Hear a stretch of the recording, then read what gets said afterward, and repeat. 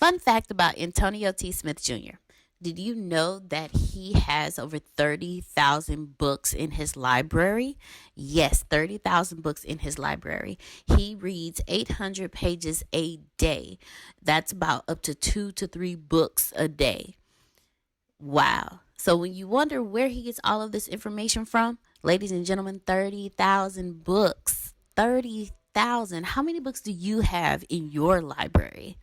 Fun fact about Antonio T. Smith Jr. This episode is brought to you by the Bureau of Dominant Speakers. Are you a speaker, trainer, or coach and looking to get maximum exposure, master your skills, and learn how to create products that generate a residual income? The Bureau of Dominant Speakers is the program for you. Antonio T. Smith Jr. gives you exposure to his network of 2.5 million people, as well as teach you everything he knows that retired him at the age of 29 on speaking alone, how to create products that generate a residual income for you, as well as how to brand and market yourself as a master speaker. For more information, click the second link in the show notes description. Thank you for rocking with the Secret to Success podcast. It's been a while. Y'all been hanging with me. I sure appreciate you. You know who I am, Antonio T. Smith Jr. in the place. That's it, man. Listen, I appreciate all the love I'm getting. Thank you very much for even making me a community in the first place. That's a really big deal. I appreciate all the downloads and keeping me consistently in the top 100 either in iTunes as a whole or as a category. This is a really, really big deal for me to even be here. I do this podcast to give you absolute value and give away almost every single thing for free so you can have it. If you dig what I do, send me some good vibes, send me some good energy, rate it, do whatever you want to do. Drop me a comment, text me 409-500-1546. Again, that's 409-500-1546. I love to hear your thoughts about the podcast. And I give away a lot of free stuff in that text community. So I love you. I appreciate you. Antonio T. Smith Jr. You can plan better. You can dominate. Of interviewing master salesperson, a master salesman. I'm going to be specific, master salesman. And this gentleman is no stranger to us all. This gentleman is the CEO of the ATSJR company. This gentleman has taught me everything I know about sales and all things sales, and is continuing to teach me. And I'm continuing to learn, because once you stop learning, you don't know anything.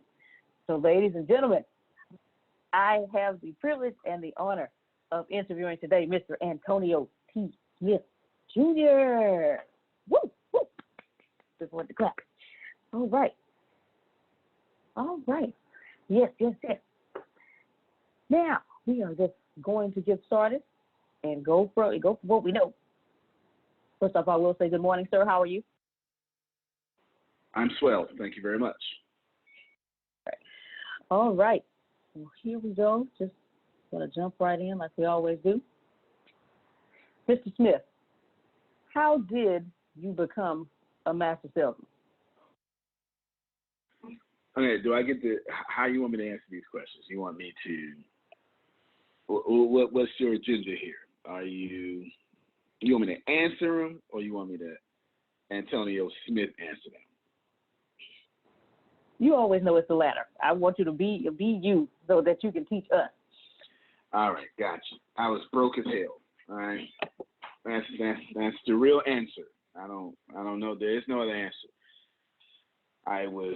You might want to split these up or something. Write the questions down so people can go back and answer them, because I have very detailed answers for whatever questions. I don't know what question you're gonna ask me. I was super broke. I need y'all to pay attention to that. And what really worked out for me was I didn't come from a culture of help or being able to get help from a bank. That's not where I come from. That helped too, because if you can go to your church and get a loan, or if you can go to a bank and get a loan, it kind of stops you from being great at sales. Am I making sense here? Because I was looking for stronger reactions. If you can get help, it hurts your ability to sell. If you're looking for venture capitalists, you're probably not a good salesperson. Is this helping you in your quest? Yes. All right, now you're gonna ask me questions, or you're gonna free flow, or do you just want to? You got like a? I know you got a bunch of questions. Yes. Are you gonna get questions from what I'm saying too? I'm pretty sure. All right. So I've answered thus far, but I'm gonna repeat that. I became a master salesperson, which is totally crazy to even think of, because I was broke. It was a necessity, and I didn't have an option but to sell. I didn't come from a place of loans or going to a church to get a no interest or a low interest loan. No one taught me about credit. I just don't come from the place where you went to a bank and asked for a couple of $1,000. Actually, I come from a place where a couple of $1,000 is a couple of million. You understand? To where you only got money around income tax. That's where I come from. Any other time, you don't have money. You understand? All right. Go ahead. My second question actually ties into you going a little deeper in your first answer. So the first question, I heard you saying you were super broke and you didn't have, you didn't come from a culture of having help. What did you have to endure to become that master salesman?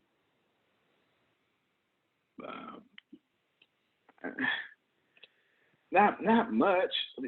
I'm not. This is going to be a minority answer here. Okay, this is going to be one of those answers that's not written in books, and people are not going to agree with it. But it is truth. I didn't have to endure much because my position already made me endure everything. So you being a butthole on a phone call was nothing. I need you to, based on my first answer, if I had no choice, then you can't bother me.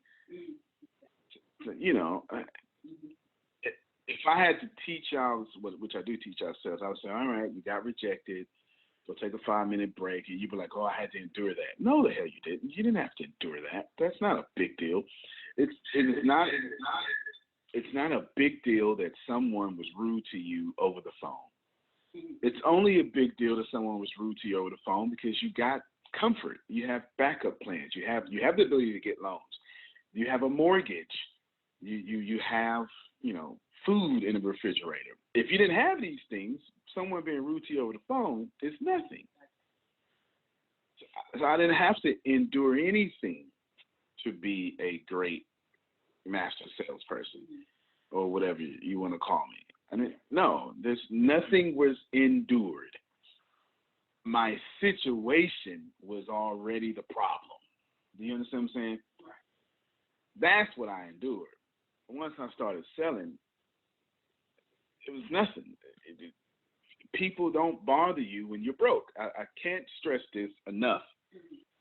If you are stressed out about your credit card debt, it is because you're so comfortable with your current situation that can bother you. I can assure you, lose your home. That credit card debt would not bother you. It just won't. It just will not. Okay? Right? Lose your husband and see if you care about the pink slip. You get what I'm saying? Things are put in, and that's morbid. I get it, but it's facts. It's one of those, when your basic needs are not met, you don't care if someone's rude to you over the phone. Right? I didn't say that first. That's Maslow's hierarchy of needs, right? If you don't care about if your church clique didn't accept you into the choir, the male's chorus, when you can't eat, right? You got to go up this hierarchy of needs. I'm not sure. Listen, I don't know how productive my answers are going to be to someone in comfort, but I can tell you for sure that I didn't have to endure anything. Now, once I wanted to get past a certain threshold, I had to endure keeping my head out my pocket. And what I mean by that is worried about a sales goal or worried about closing someone because I got to eat. That is a terrible way to master sales. People feel that. Desperation is louder than anger. That's why people can smell desperation. You know when you're in front of a desperate salesperson, right? You know when you walk into a car. That's why you don't like walking to car lots. That's exactly why you don't like doing it. Because you know that person is there desperate. Because who in their right mind is happy on a car lot? You understand what I'm saying? Now, I'm not saying it's not possible, but you get the point, right? Most people are not as far as that. Desperation is far louder than anger. I had to get to the point, and this isn't something I had to endure, it's something I had to overcome. When I'm talking to Denise Hill, and I don't care about my rent, I care about Denise Hill's problem. You get what I'm saying? So that's, anyway, just threw that in there for free. But no, I have to endure nothing. Y'all, there's no, take the pressure off of you with sales. There is no enduring. It's just sales. It's just a social construct that we invented because of capitalism. It's nothing more. There is no pressure. Seriously, there is no pressure in sales. The only reason there is pressure in sales is because human beings, we're conscious and we get to create social constructs that we get to worry about. You do know, before we invented credit cards, there was no one stressing about credit cards. It's a social construct we invented. Anyway. All right, sir. Okay. So now that you explained that to me, so I know there wasn't a voice inside your head that said, I can't do this. You were always, because of where you were, you knew, hey, it's either get this done, or from what it sounds like, get this done or die. Well, yeah, but I didn't decide that. My circumstances did. I didn't decide that. I mean,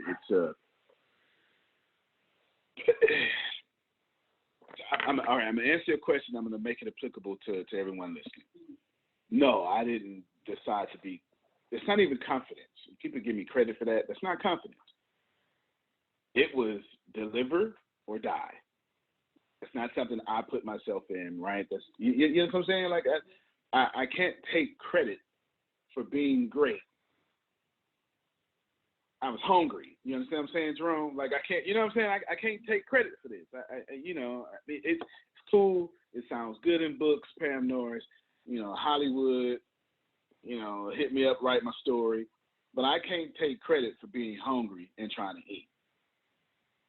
You know what I'm saying? Like, I just can't do that, right?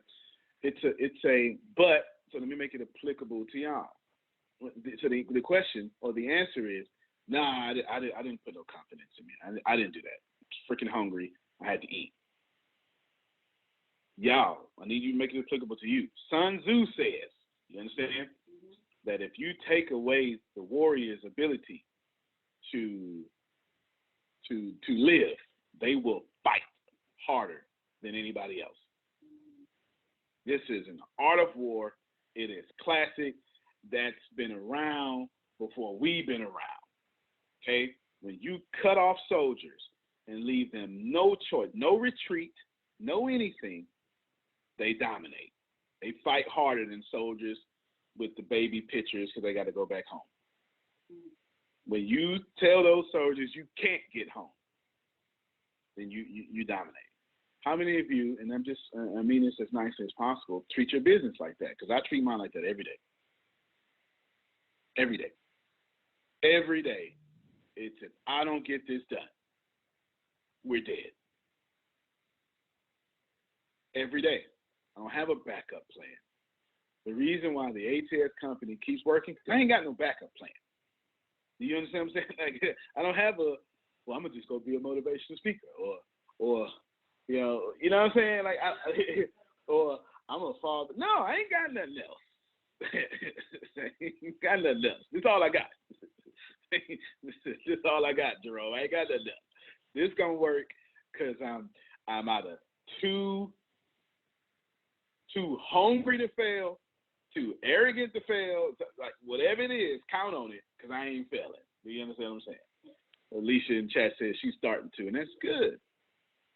Get to the point to where Torchlight Real Estate Academy, eat or die. Jerome Red Industries, eat or die.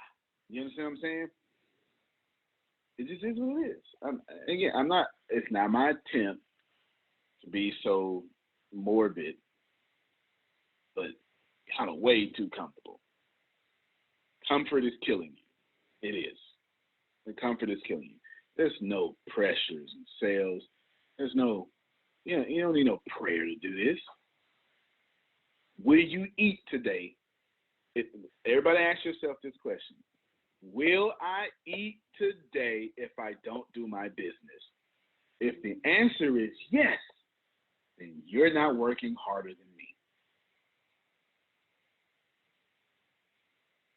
Do you understand? Okay, I'm going to ask that again. Okay, because I need everybody to receive this, or at least process it. You ain't got to receive it. Just receive, I'm saying. If you're going to eat today, if someone's going to feed you, if you have enough money in the account, or if you have whatever, then you're not working your business as hard as you can. You understand? Your business your life doesn't depend on it. Y'all, 100% of my money and the people around me money comes from my ability to wake up in the morning and generate income. Do you remember when you started a small business?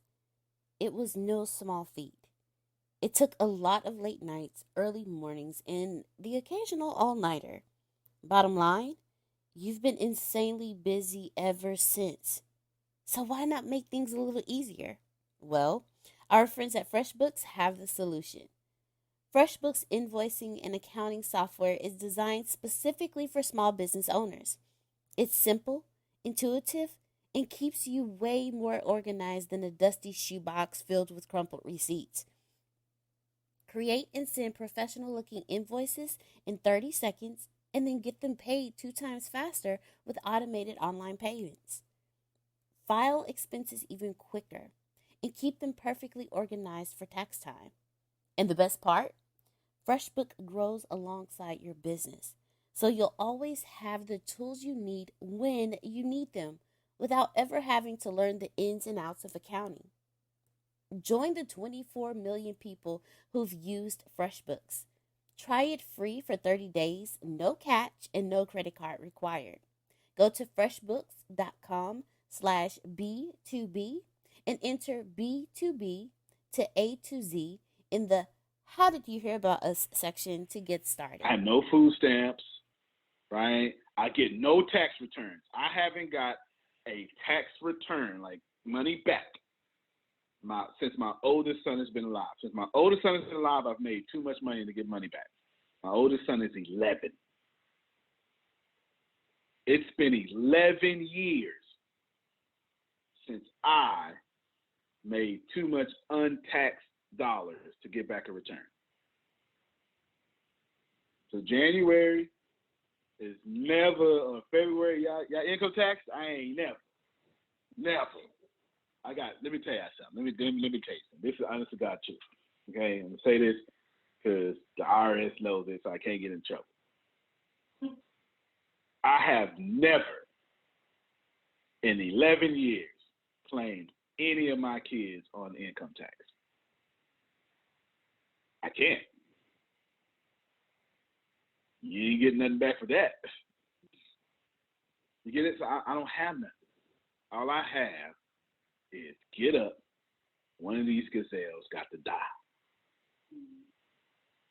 It ain't personal. Gazelle don't die. I don't eat.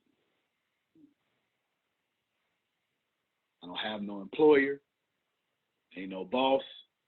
Ain't no Jewish man, white man, black man, Mexican man generating me a check. You understand what I'm saying? Ain't no woman. I don't want to be biased. Maurice, if I don't get it done, it don't get did. You will not outwork me. Not because I'm arrogant. My back is against the wall every day.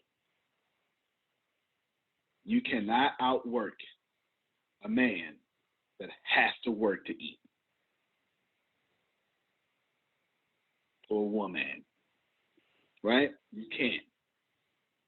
I don't get it done. It don't get done. Sorry for the long answer, but I need y'all to receive that. Treat your business that way, please, or find a reason to treat your business that way.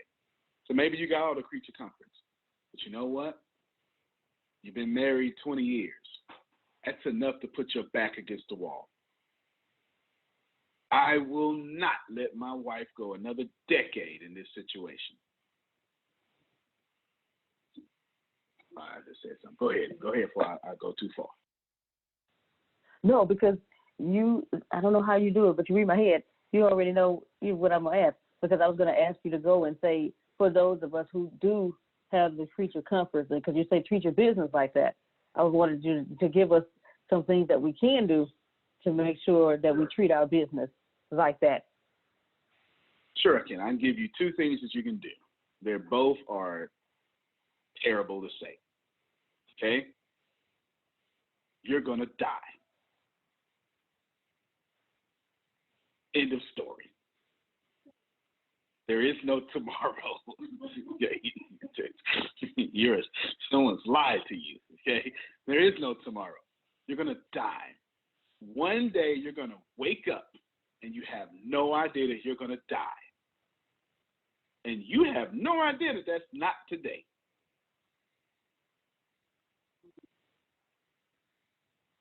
So if you're looking for that little secret sauce, you're going to die.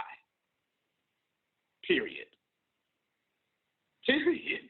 You're going to die, Antonio. And today may be it. I don't mean it as a metaphor. Like, honestly, you're going to wake up on the last day of your life and not know it's the last day of your life. That could be today.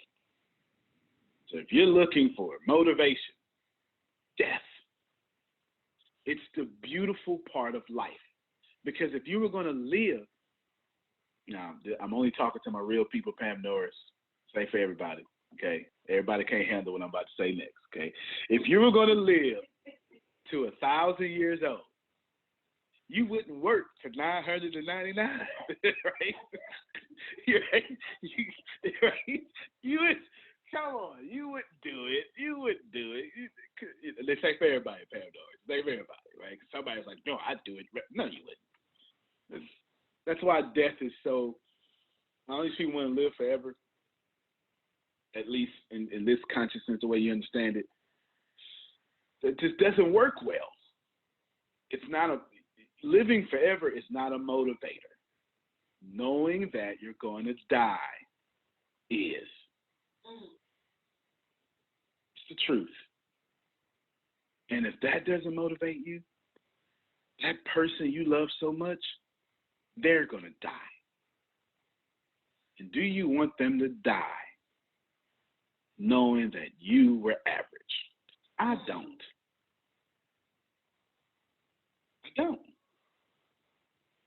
I do not want to die knowing that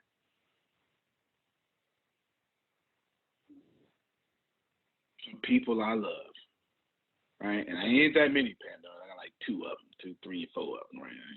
Y'all got all them hearts. Ain't that many. You know what I'm saying? Pandora says that's why she built her legacy. There is absolutely no conceivable reason why Deanna should think that I let her die before I reach my full potential. That's BS. Does that help you, Grace? I got plenty more. You ain't even asking tough questions here. Now, this is an interview. However, if anyone has any burning questions that they just need to ask Antonio, because it will greatly help you in your life, in your business, in your future, whatever, don't be afraid to chime in and raise your hand or whatever you have to do, click the emoji to ask your question. Does anyone have any questions so far? All right, Jerome looked like he oozing over there. He looked like he oozing with it. Okay, all right, I'm gonna leave you alone. Okay.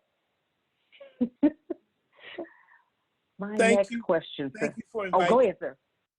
Grace, thank you. For those who don't know, I had a brief conversation with Grace before the call today, and my mind was somewhere else. And just her instruction or asking me, I'm looking forward to seeing you on the call, motivated me to get on the call. I was going to go in a different direction.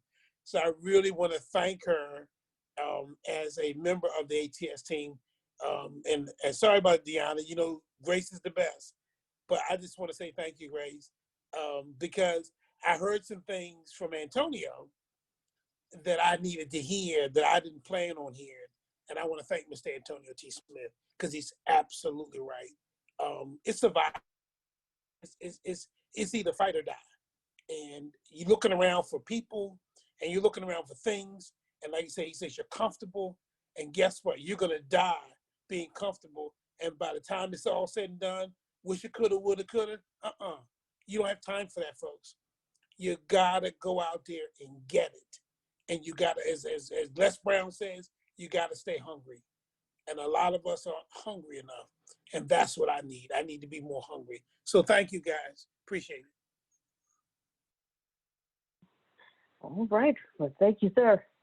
I am glad that I see your shining face on this call today. Yes, Alicia, the subject is an interview with a master salesman. This is why I'm interviewing Mr. Antonio T. Smith Jr. He's given us all the nuggets of how he became that master salesman that he is, what he's gone through, and how he is treating his business every single day, and how we need to do the same. Let me say real quick, because you asked me something yesterday about patience. Do you remember you're doing a video? All right, I want you to bring that up and get Maurice first, but make sure you bring up that patience stuff. Okay. All right. Go ahead, Mr. Maurice. Okay, I have a question. I want to ditto 2 times 2 what Jerome said, and thank you for that. And I missed the first part of last week because what you said was definitely necessary and it was helpful for me, that hunger spirit. But I have a question on, is there any?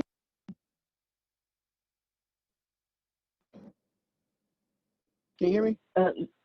We can hear you now. Go ahead. Is there anything that you shouldn't, in being, to be yourself and in sales and everything, is there anything you should not do, or is, I guess, as being polished, and is there to be real, I think in sales, and is there anything that you can say that you shouldn't do that would hinder you from being, Absolutely. in sales? You know what I mean? Absolutely. There's plenty you shouldn't do. I think the most important thing you shouldn't do is not be approachable. And that can come off in many different ways. You can stink, right?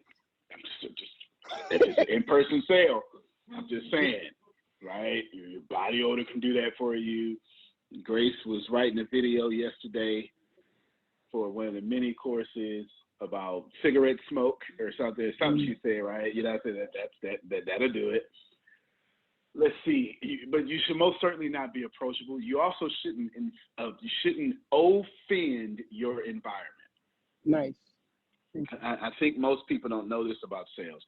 If I'm going to do a wedding on a beach, I probably shouldn't be in a tuxedo. Mm-hmm. Yeah. Does that make sense to you? Yeah. You see, I'm in the office. I'm pretty casual. Because, right, who wants to be sitting in a tailored suit? If y'all don't know what that feels like, if you're a woman, just imagine yourself in a wedding dress or something like that, or one of those prom dresses. You know how you can't even move. You know, you can't scratch your neck or something because it's fitted to you. That's what a tailored suit feels like, okay? So there's no point in sitting in the office that way. But when I'm out, you know, it just depends. It just depends. I put on the $3,000 suit when I need to, and I put on $60 worth of clothes when I need to. You know what I'm saying? It just is what it is. With cigar and scotch smokers, I do that. You don't go to a meeting expecting cigars. Hey, do we have a conference today? Tomorrow. Oh, see that? Y'all see how much I don't know? All right. Because the reason I thought about that, because I remember him asking, bring the cigars. So I don't go bring cigars or bring cigarettes to cigars or bring some coffee when people are going to be drinking scotch, right? You know, oh, this is what I'm going to do, right? So just be approachable. Another thing, you get your head out your pocket is the way I said around here, right? So don't focus so much on your commission and not the person you're talking to. And it's very important. Between Jerome, Pam Norris, Phil Susan, if somebody says something, they'll defend me because I'm not here with my head in my pocket, right? You know what I'm saying? I'm not, it's just stuff like that. You just gotta be focused on that. If that's how you feel as a tailor suit, you need to find a new tailor. Fair enough. I was exaggerating a little bit, but he's right. He's right. But yeah, so you definitely want to be approachable, or you ask not to. So we keep all the negative. You don't want to not be approachable. You don't want to offend your environment, right? If you're going to be a car salesman, then you should probably be a nice car salesman. Your environment says that car salesmen are not nice, so you want to kind of, go with the flow of car salesmen, but, be in the opposite of that. And if I can tell you, put it in the positive, you want to be with the stream, everybody, with sales, with the stream. And that's a Abraham Hicks borrowing. You don't want to go against the stream. You don't want to go against the flow. Each call has its own stream. Your customer's short, you be short. How many of you're with a short customer like me? So I ain't telling you, I asked all these open-ended questions. They're like, yep. So what do you think about that? It's great. Like so tough. It has nothing to do with me being rude. My brain has already processed what you just said, right? It just already processed what you said, and I'm over it. Let's go. Let's go to the next thing. Go to the next thing. If I'm short, you be short. If I'm joking, you joke. Go with the stream of your customer. I think that's to take it out to negative, put it into positive. I think that's the most important part of sales. You get on the phone with Tiana, she's going to be all bleeding heart, change the world. You get it? Like I know when I coach Adonia, she's going to have, mimicking technique is what that's called, right, Alicia? I know when I coach Adonia, she's going to be on fire and ready to learn, but her own mood is, but I don't want to just learn, Antonio. I don't want to just learn. I do that enough. That's her. She establishes that tone. So I make sure whenever I sense it, all right, let's do this next. Here's your step-by-step process for that. You understand? Yeah. You got to pick up on those things and go there. So hopefully you're doing that through your sales call. All right, ask me something difficult. Oh, yeah, go ahead. Yesterday, I was telling you that in one of my videos, I'm going to discuss how you have the patience of Gary Vee and the impatience of Grant Cardone. Can you elaborate on why you have that type of patience and impatience? Yeah, you have to know these two people. Gary Vee's brand is all about happiness and being patient. While he's probably the number one marketer in the world, it's going to be hard to disagree with that. Then he's a businessman with the shoe deal, right? So it's going to be hard to disagree with that. he's not focused on. He himself will tell you, if he said it in his podcast stuff, if he was different, he'd already owned the Jets. Is what he's trying to do. But he's so patient. He's always he'll never take a risk that will put his family in jeopardy. These are his words. He's super patient. He plays the 30-year game and not the 30-day game. Okay, that's practical advice, and Gary Vee is one of the most practical people you've been playing Earth, and all that's facts. Nothing wrong with that at all. Nothing wrong with that. Grant Cardone is forget all that 30-year stuff. I want freedom right now. Right now, you know, and I'm both, and I'm sure Grant Cardone is both. He's, you know, I think the way I describe myself is I am impatiently patient. I ain't waiting for nothing. I just don't feel I have to. As a matter of fact, from a universal perspective, from an objective perspective, I know patience is bullshit stuff. Okay? I know for sure. Patience means that I am tolerating what I do not like. Therefore, I am vibrating at the frequency of something that I don't like. So patience is just a pretty word for poverty. I know that objectively. You understand? Right now, my email just flashed across my screen. I just got paid for my podcast. I'm trying to figure out. So right now, I done shifted my thinking. While talking to y'all, I'm shifting my thinking. How the hell I'm going to double that? I don't even know what it is. But I am impatiently thinking that wasn't enough. Why? Why are you like that, Antonio? Because Phil and Susan can't wait on my damn 30-year program. You understand what I'm saying? That's facts. That's facts. You feel me, Jerome? That's facts. Jerome can't wait 30 years, right, to recoup on some stuff that some other folk made him do. You understand what I'm saying? He got credit card debt, shouldn't even be his. You feel what I'm saying? Period. People can't, ain't nobody got time to be waiting on me being patient. And I know more, first and foremost, Corey Peters. There's a Corey Peters out there saying, be patient, Antonio, watch me take your spot, please. Think about it. I have taken a lot of spots since y'all have known me. You're just going to have to process this information. And there are a few businesses that I put out of business because they didn't want to work with me. And I have a spirit of get down and lay down. That's just my spirit. I ain't never changing that. I'm telling all y'all right now, it's get down and lay down. You getting with ATS or you laying down to ATS. It is what it is. I'm just telling you right now, I have no qualms about that.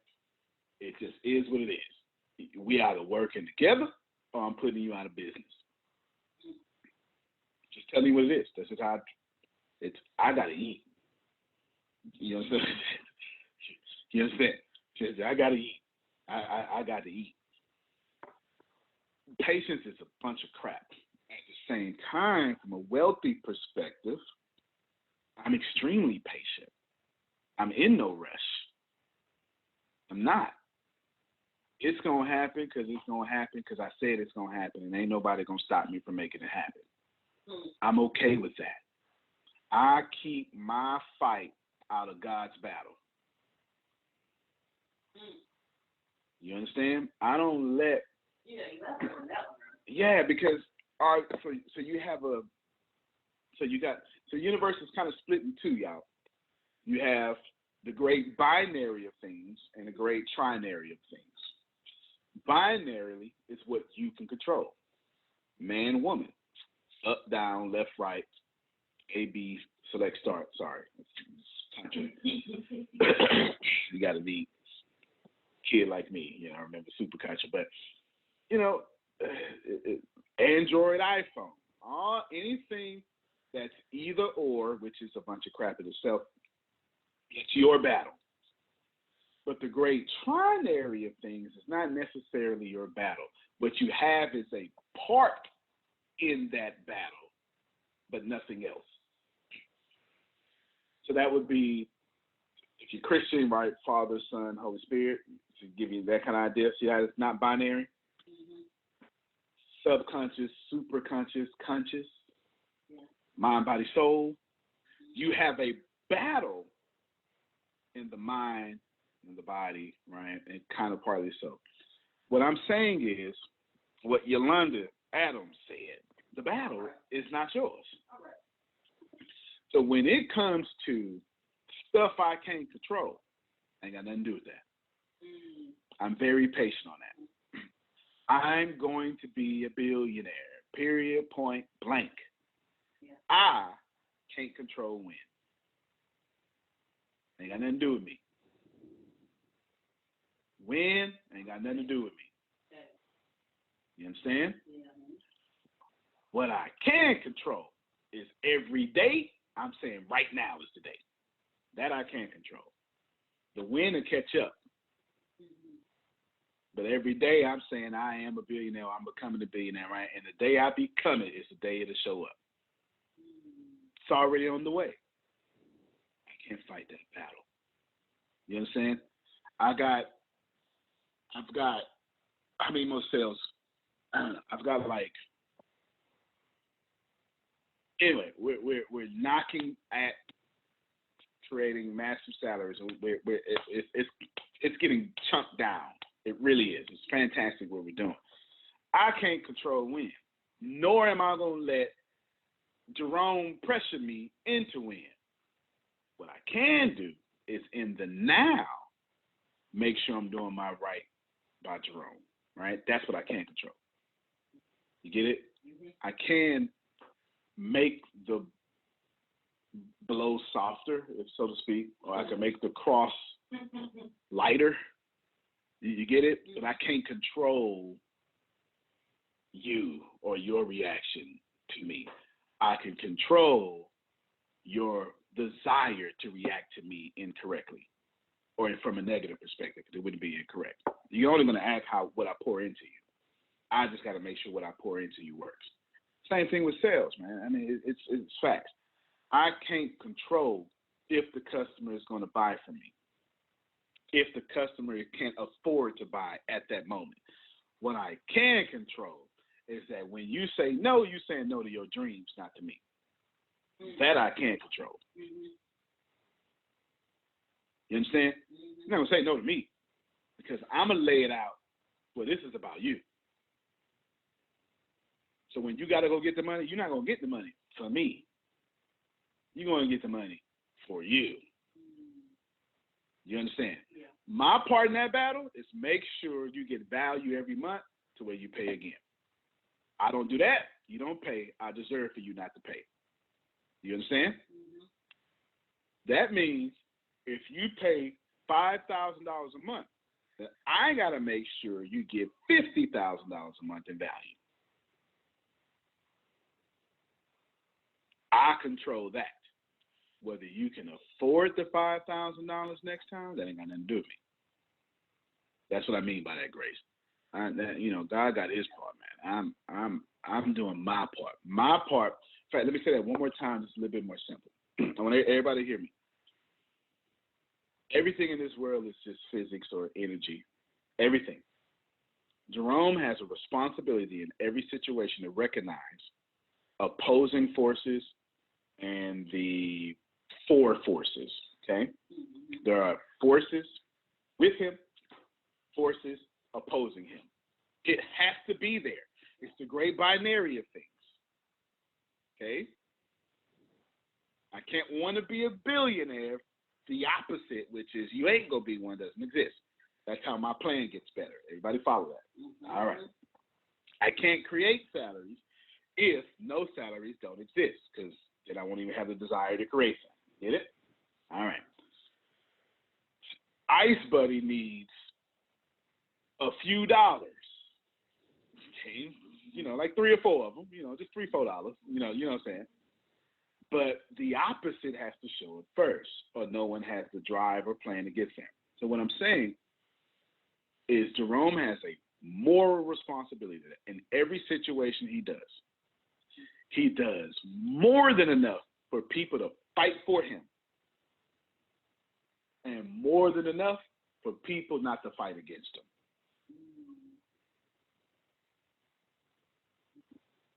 Every situation. In every situation y'all walk into, you got to do more than enough for the universe to say, got you. But you're not allowed to create the universe to go, see, that's why I'm holding you back. You got to remember that. And you got to remember that at all times. If you want a simple thing of that, you can borrow from Joel Osteen. Just do everything in the spirit of excellence. And it sums up what I just said. Grace? Ladies and gentlemen, I am interviewing Master Salesman. Thank you all for being on the call. We're not ending. I just wanted to say that because, in case you just hopped on, I wanted to let you know what we're doing. Always glad to have everyone that is on the call interviewing a master salesman, Mr. Antonio T. Smith Jr., and he has been dropping these gems all morning. Mr. Smith, I know you get this question all the time. So I was reading a blog online. It was Savvy Women Online, and the title was Becoming Better at Sales. And I know you get this question all the time, but I want to see what you say versus what they said. What is it? What do you think, or what do you know people can do to improve their company sales? Sale? I'm such the worst person to ask these questions to, because y'all make stuff too difficult. First off, women, that's irrelevant. The gender, and because you said women, right? That was the blog I was reading, but I was, I'm asking in general because I know people ask you all the time, what can I do to improve my company sales? Sales.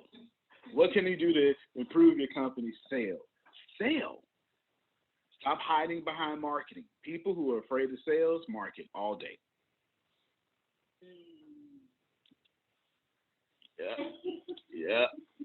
Yeah. People who are afraid of sales market all day. Let me post this. Let me post that. The answer is sale. Here is what's facts. You're not touching enough people. If you want to, I'm so focused on conversion rate. Your problem is, let's break down the question. How can I get more sales, right? For my company. Mm-hmm. All right. There's two things there. There's three things there that are important in that sentence. More, which is a comparative verb. That means I have some, but I want more. Then there's sales, which means a transaction of money. And then there's company, which means that I have an entity receiving these sales. This is the direct object, okay? That means I need to receive more sales transactions, but not to me, to my company, which automatically means my company has expenses. Everybody got it? Mm-hmm. Money's just energy, right? Yeah. So watch what I'm going to say now. Watch how I break this down, Jerome. I'm going to say what I just said again, all that nerd stuff, and then it's going to make sense when I put it into regular talk. More is a comparative verb, okay? Sales is what was being modified there.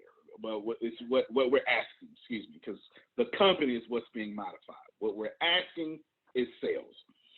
I want more transactions to be received by my company.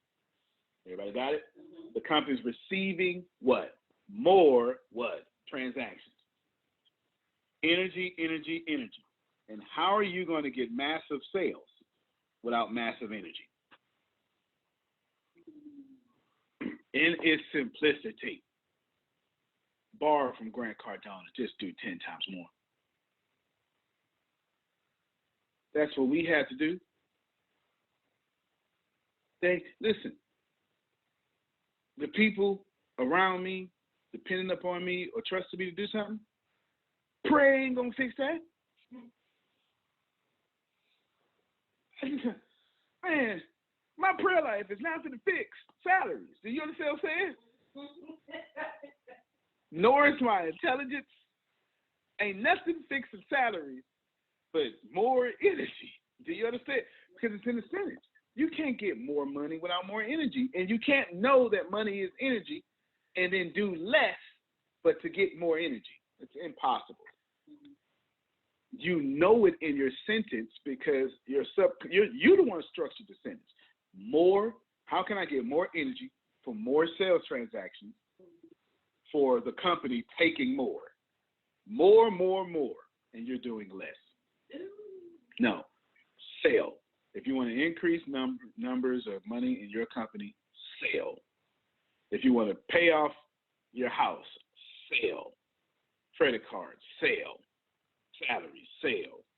Do more. If y'all didn't make 100 calls yesterday for your business, you shouldn't have went to sleep. You understand? Cold calling is the single most important thing that you can do, the single most lucrative thing that you can do for your business. I don't like cold calls. All right, find another way. But at some point, when you try to get past a certain dollar amount, you're going back to cold calls. Because you can only reach so many people.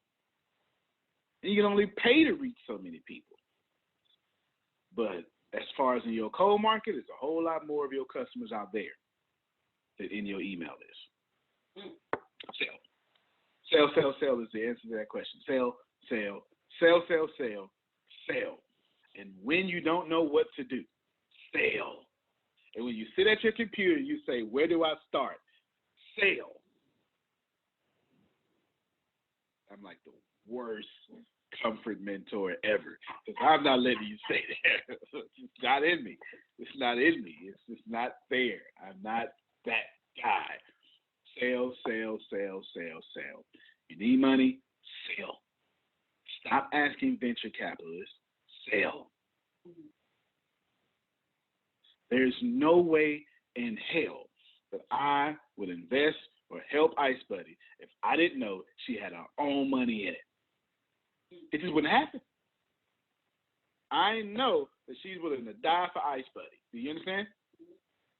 To the tune of $1 million of her own dollars. I trust that lady.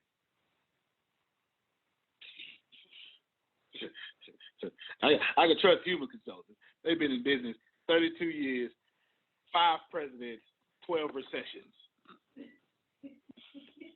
I trust them folks. You know what I'm saying? So you got to sell. Go ahead. Success definitely speaks one language, because when I was looking at that blog and someone asked that question, you know what the answer was? They said, what? Ask for the sale. That's what they said. Ask for the sale. Okay. Now, when you speak to entrepreneurs, Antonio, about their companies and they they're talking to you about it, what is it that they say that makes you immediately know that the company has a sales problem? Everything. Every single thing. Everything. Look, y'all. Every problem is a sales problem. Okay. Every one. Every problem is a sales problem. But my sales team is doing great. And it's still a sales problem. Every problem is a sales problem. Hey, Antonio. I know you got 151. No. How much I got to pay? Antonio, I know in how many days? In less than 60 days. You say it real quick on the mic. Antonio has $190,000 that he needs to pay out in less than 60 days.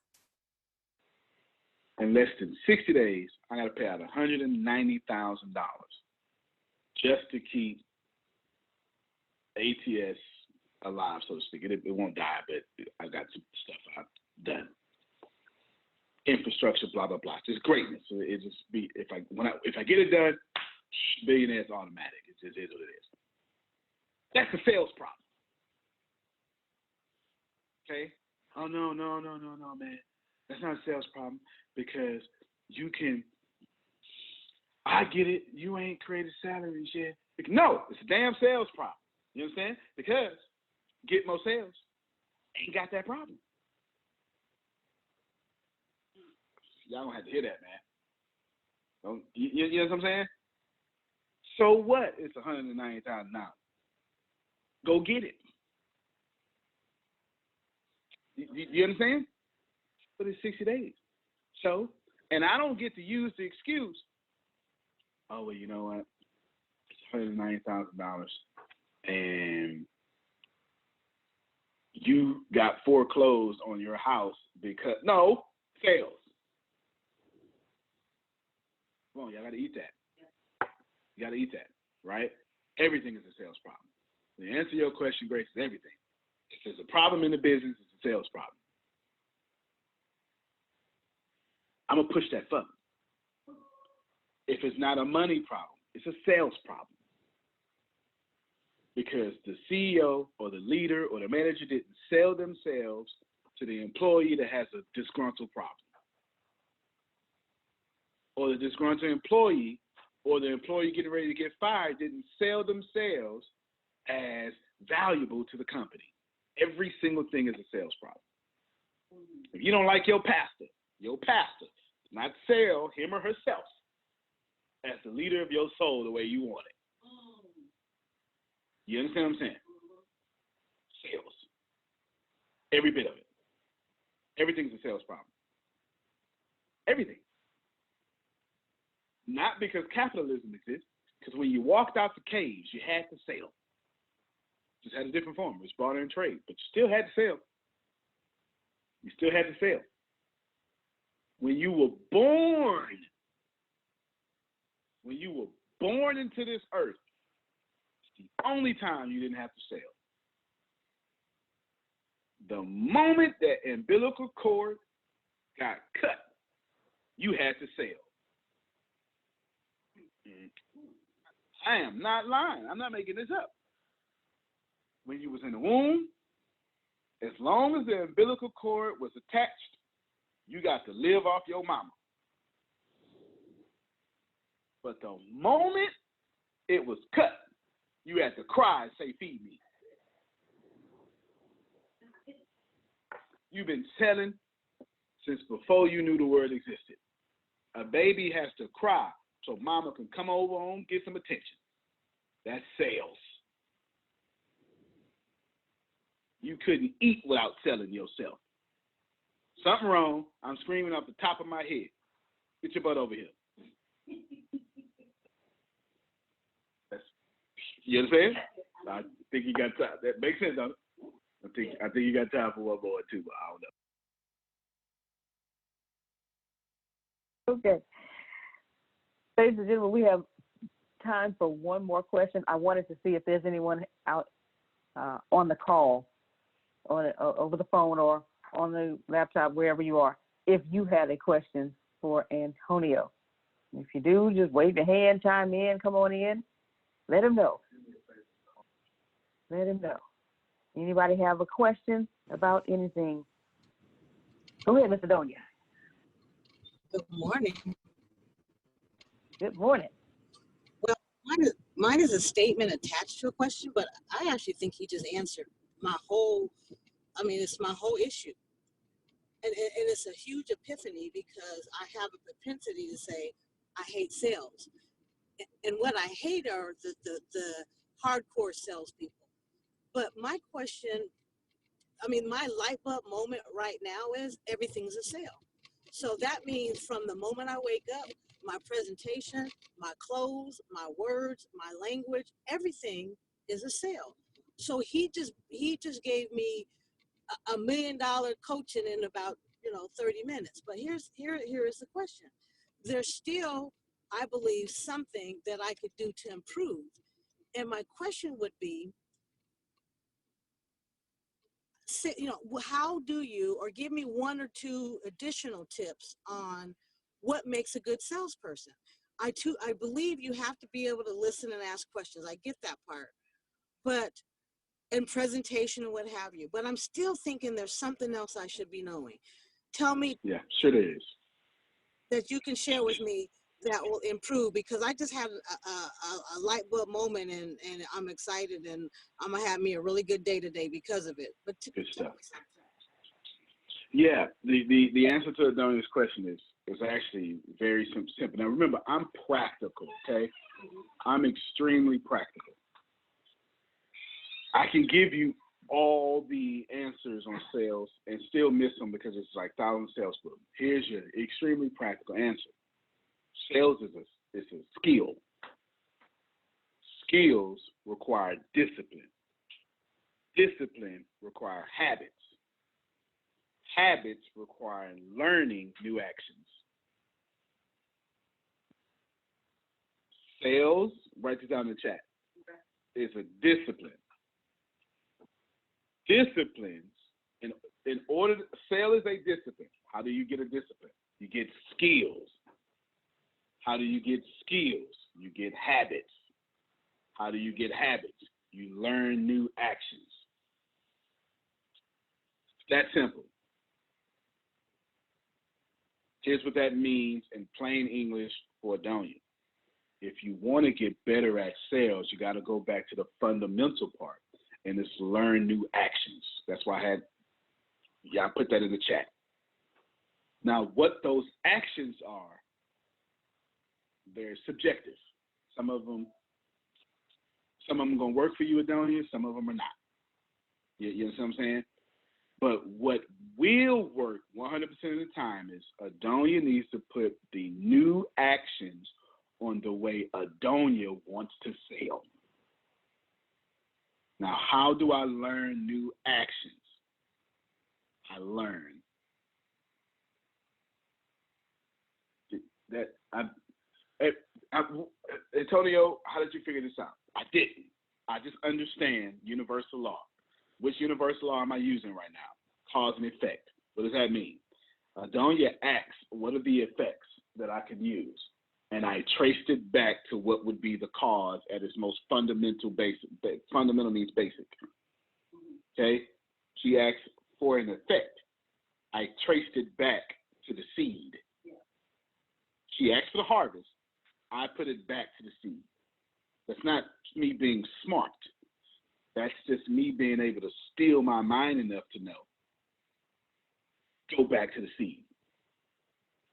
What you do, Adonia, is since you now know who you want to be, what actions does that take? That's the real answer. Because if that's the real answer. Now she gets to choose. What I would do is I think she can see a screen, so I'm going to show you what I would do.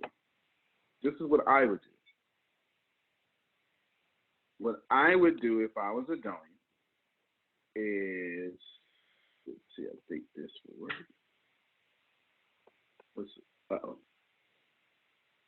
Maybe this. I see that? What you see on your screen? All right.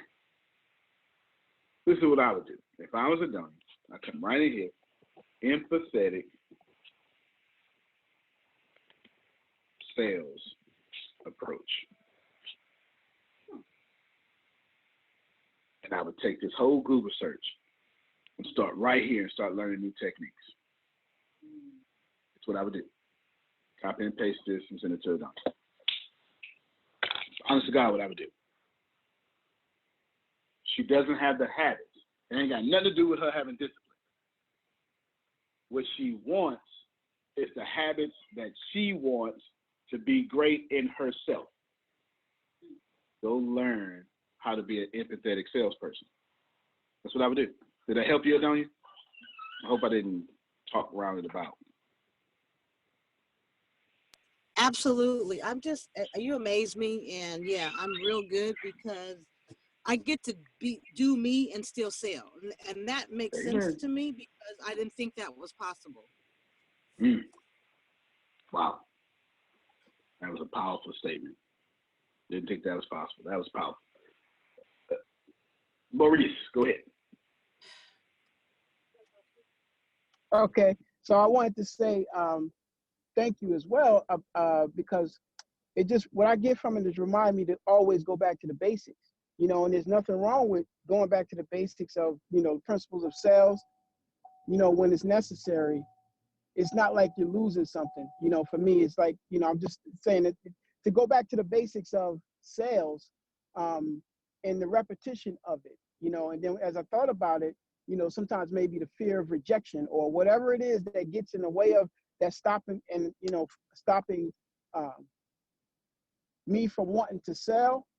And it's just really confronting that and doing more of it repeatedly. And then that's where the art of getting better at it for me is. And that's just what my takeaway from what I'm hearing you say. I want to thank you for that epiphany as well. It's like, there's nothing wrong with going back to the basics and repeating it and continuing to continue and to practice it. You said habits, and that's habit is habitually doing it, repeating it, repetitively, doing something, to me is to confront it and then habitually do that thing of sales, so that's what I wanted to share as a takeaway for me that I think I heard. No, I appreciate that. No, Yeah. I appreciate that. Listen, this isn't me being smart. I get a lot of credit for being smart, and I don't mean to discredit it. Stuff is just objective. Cause and effect. Causality may be the only real thing in this universe. It's a strong argument. I can make an extremely strong argument that causality. What is causality? Something happens as a result of that. Period. So if you got a problem, ask yourself, what's my problem? And then you say, okay, now I know my problem is. Where this come from? And you trace it back and you trace it back and you trace it back. And everybody hear me. When you trace something out or when you trace something back, when you can no longer get to something after that or before that, that's God. Every time. 100% of the time. That's a philosophical answer. If you go out and you can't get no outer than out, that's God. That is the perfect form of whatever you're trying to go out to. When you go back and you can't get anything backer than back, that is God again. It's the most perfect form. What is God? A perfect form. Do you understand? And I'm telling you that some of y'all, and this is going to hurt a little bit, but it's going to make sense philosophically, your problems that you have, the little bitty gods messing up your life. Because you never went back and traced it. You understand? And when you go back and back and back and back till there's no more, now you go, you're not so tough. I'm God's. Release from me. Just like that. Weird, I know, but still facts. Michelle, G. Okay, I apologize because I'm driving, so forgive me for the noise. But something you said brought up a couple of questions for me about the 100 cold calls a day. Being in the nonprofit sector, doing fundraising, how would you suggest that be done? And two, should it be scripted? Should it be what? I missed that word right after that.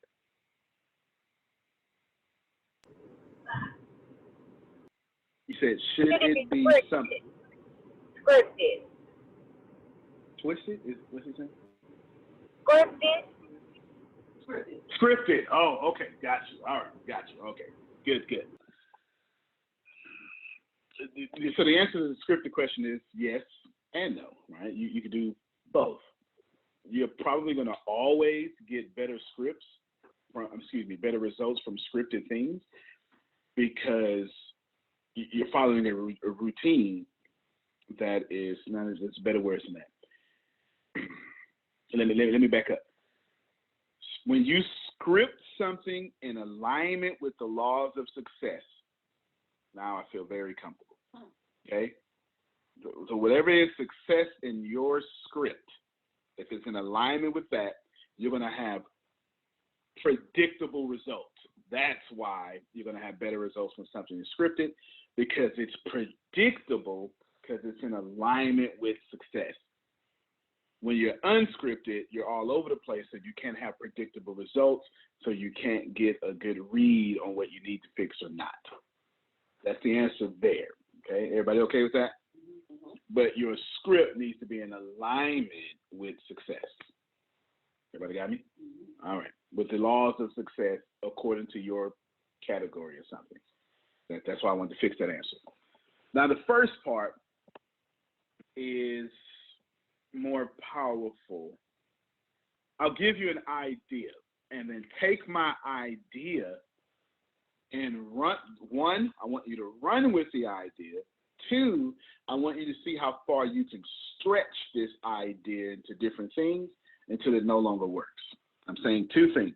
I'm going to give you an idea to solve your lead problem, is what she's saying. How can I talk to 100 people in nonprofit? Okay? I'm going to give you an idea, but then I want you to, number one, I want you to take that idea. Then number two, I want you to take the concept of that idea and stretch it. That means I want you to say, well, if I did this for that, does it work for this? And can I change this about that idea and make it that? I wonder if I do this with phone calls. I wonder, right? You get what I'm saying? Mm-hmm. Stretch it till it can't be stretched anymore. Here's your idea. Her question, for those who didn't hear it, is, man, you hit me with that 100 phone calls a day. That would be, 100 cold calls is what I'm saying. You should be talking to 100 new people about your business a day, or you don't deserve to go to sleep. It just is what it is.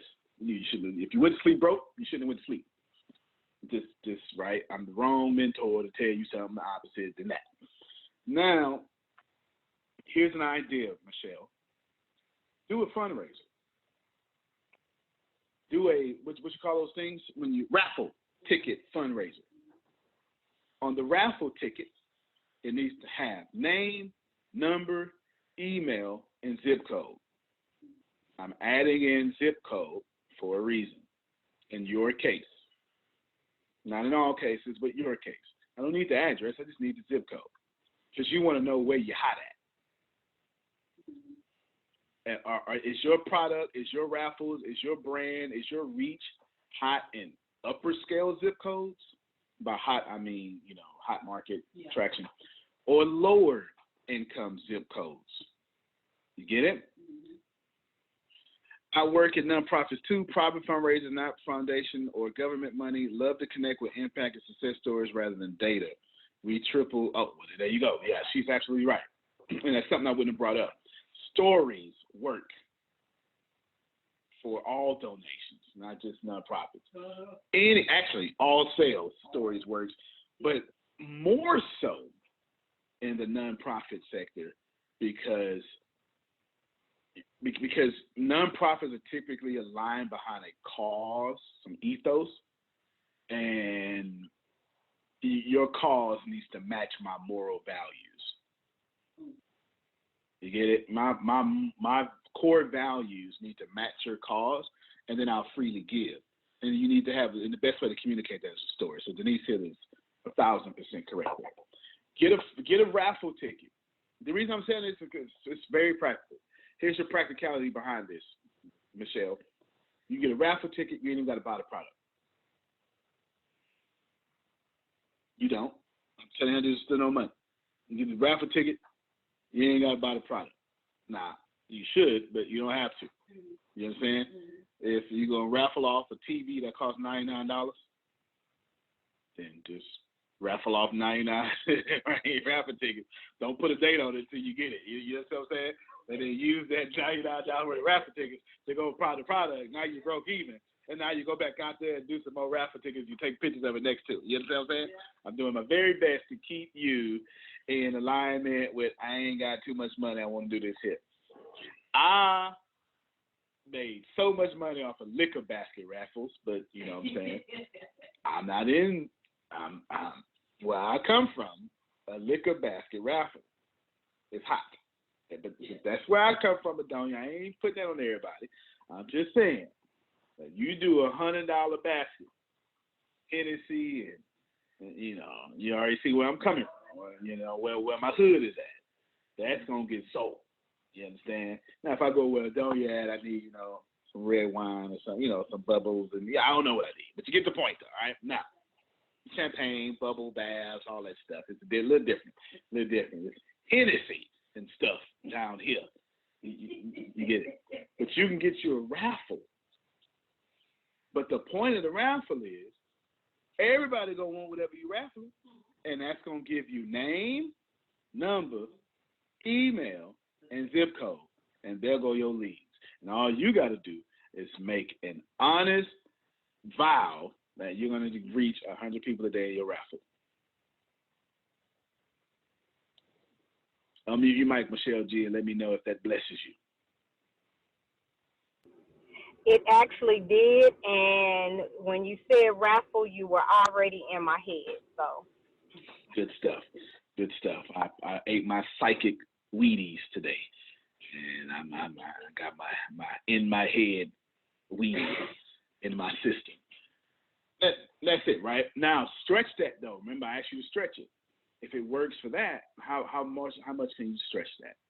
You know, what else can you get free? Can I do an event and ask for name, number, and email just to join my event? If my event's free, but you got to give me your information. Go ahead. I was getting ready to say that. Another thing would be like we were thinking about masquerade balls, and then also like you said, a free event, getting the email and everything to attend the event.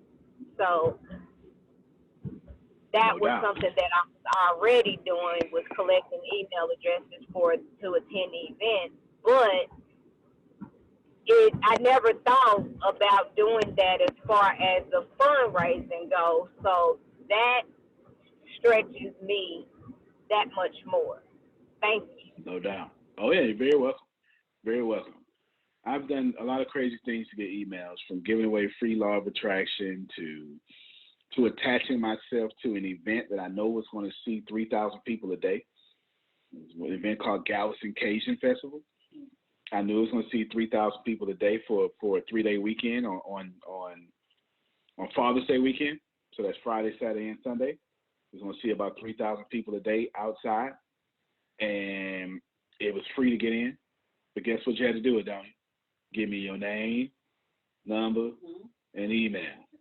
And we walked away with 12,000 emails. Now, believe it or not, Jerome, I got darker.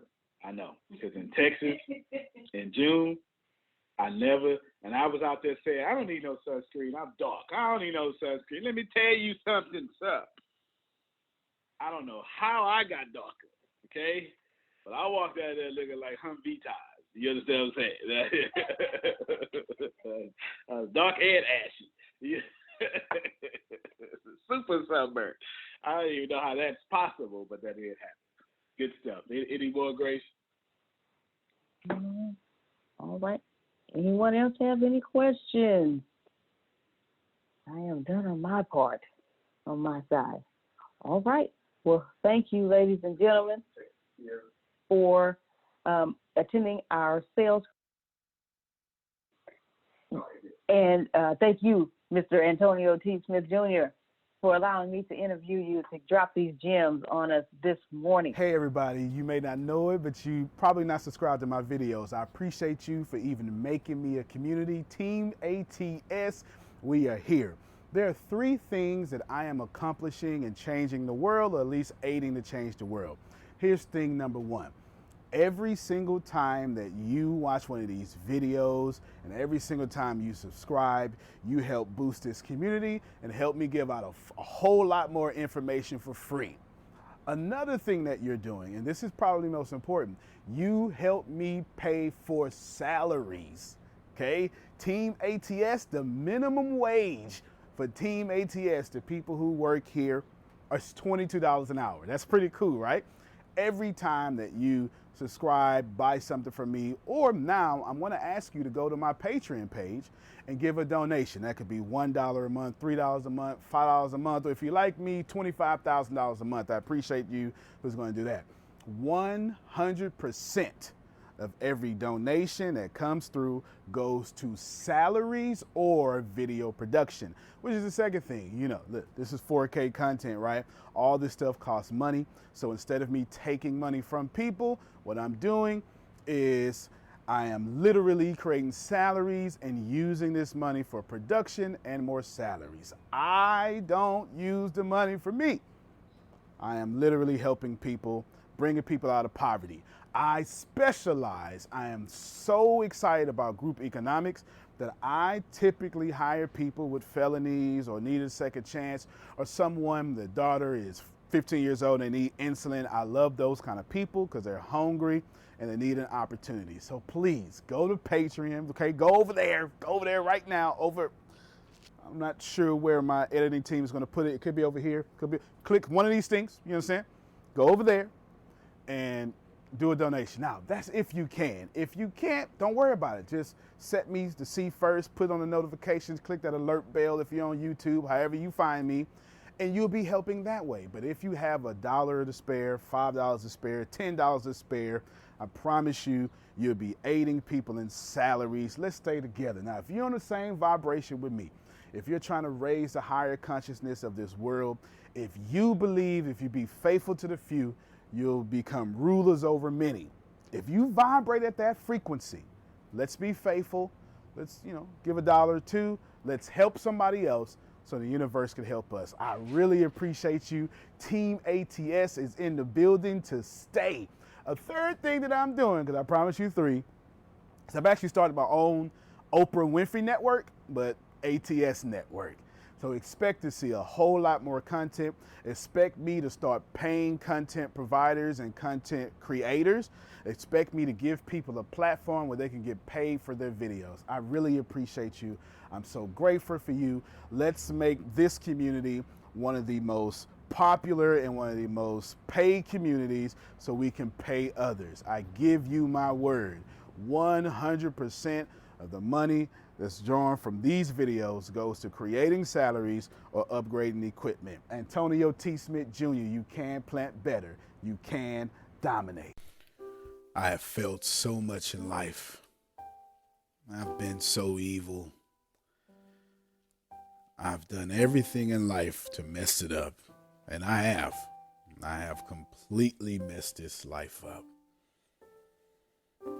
And then I changed. And then I started applying things that I didn't know, but I always knew. You call it the law of attraction. Or maybe you don't. Or maybe you're religious and maybe you're not. Here is what I know. I know that we all have a karmic debt to pay off.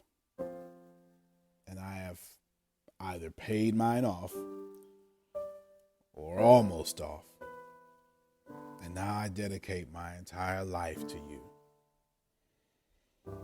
Please know that as my life is dedicated to you, it means I get beat up a lot. But that's what this is about. It is about people like me putting their gains at risk for you. The crazy thing about life is once we get enough, whatever enough means, if you're a politician, it's enough votes. Someone likes money, enough money, whatever enough is. A pastor, enough members, we tend to protect it. This podcast is not about protection, it is about you. I sincerely believe in you. I know you're going to be I know you're going to do it, whatever that is for you. There are no mistakes. I want you to share this podcast, but not for personal gain. I want you to share it because I am giving you my every being